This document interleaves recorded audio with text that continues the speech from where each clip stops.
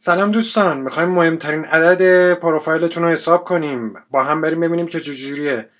اول باید اسمتون رو به انگلیسی تبدیل کنید و بعد از اون یه عدد بسازید.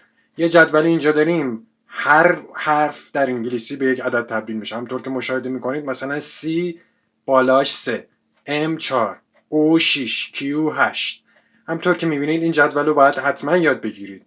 خب برای اینکه فلان اسم رو به عدد تبدیل کنیم، مثلا اسم علی که اون پایین درج شده رو میبینید، A داره، A یک معادلش، L 3 و I 9.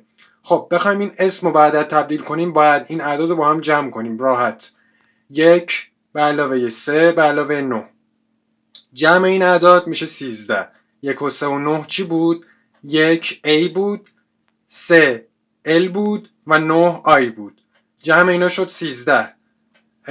همطور که میدونستید توی ویدیوهای قبلا بهتون گفتم 13 باید به عدد تک رقمی تبدیل بشه. پس 1 به علاوه 3 میشه و در مجموع میشه 4. عدد تجلی اسم علی 4 هستش. به همین راحتی یه اسکرین شات هم از این جدول بگیرید که باید اینو حفظ کنید. مثالهای دیگه ای هم تو ویدیوهای بعد خواهیم دید.